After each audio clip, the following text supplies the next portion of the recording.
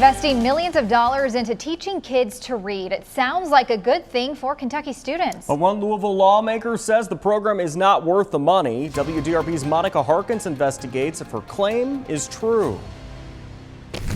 I think it's almost educational malpractice. It seems to be functioning fine for the kids. It's not broke, don't fix it. Reading is the foundation to getting an education. But Louisville State Representative and JCPS special education teacher Tina Bojanowski says that foundation is cracking. If we're not doing everything that we can to ensure every child learns to read, then, it's a very strong word, but I think it's almost educational malpractice. Reading Recovery is a national intervention program Kentucky adopted in the late 90s. It's specifically designed for first graders who are having the most trouble learning to read. Oh, no! A trained teacher spends about 30 minutes each day one-on-one with a student for up to 20 weeks. The most precious thing we have in our schools is time. Representative Bojanowski believes the time taken is not worth the money the state and school districts are giving. We owe it to our children to step back. The Reading Recovery program is facilitated under Kentucky's Collaborative Center for Literacy Development, or CCLD. George Ruby is a scholar in reading education and the executive director of CCLD. Her claims that Reading Recovery isn't doing its job. Well, they're false. He says Kentucky's reading scores are better than the national average. We have beat the averages.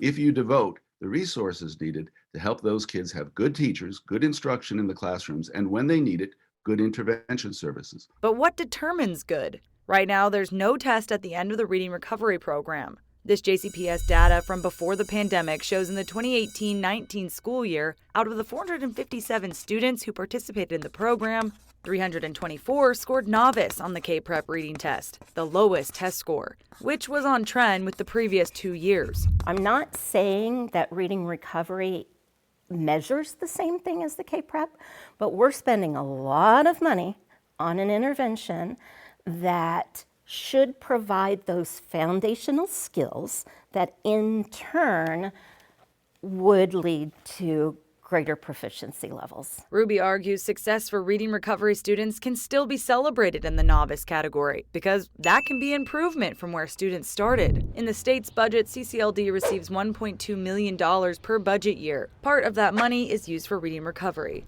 But Bojanowski says the cost to train Reading Recovery teachers, plus the yearly salaries, adds up to nearly $30 million a year. And that's crazy. The base funding for Reading Recovery comes from lottery funds, and it's about $1 million.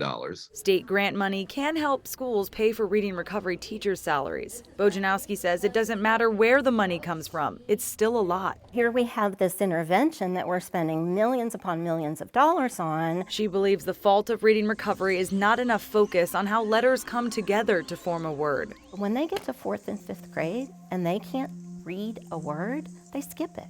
They do not know how to break a long word into syllables and then decode it. Whereas Ruby says students need both decoding words and language comprehension. We've had a long run here of 24, 25 years where things have been very successful. Schools are not required to use the program. Out of 91 JCPS elementary schools, a majority do not use it. Farmer Elementary Principal Shannon Conlon says instead, her school uses structured literacy with the goal of a strong base of the components of reading for first grade students. So we have a scope and sequence so that we do not have gaps in the learning or that we're not teaching, being redundant. As for the JCPS schools that use Reading Recovery, we do see that every student who takes part in Reading Recovery shows some sort of success. Is it a one-size-fits-all for everyone? No, but nothing is, because we know that all of our students learn differently. So Reading Recovery is just another tool that we have. Kentucky Department of Education's chief academic officer says when it comes to the data,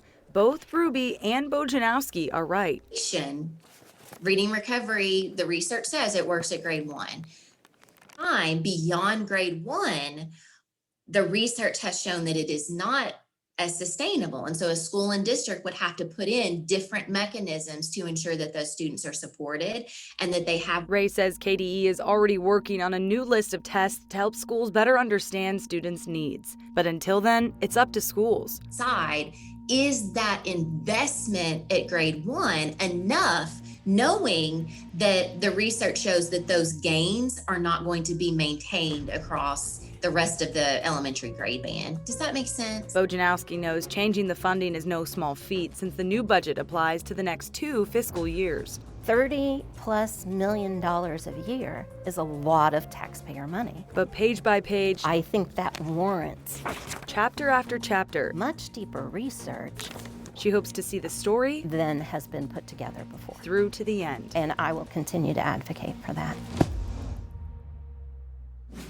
Monica Harkins reporting there. If you have a story our Investigates team should look into, you can email us at investigate@WDRB.com or call 502-322-1297.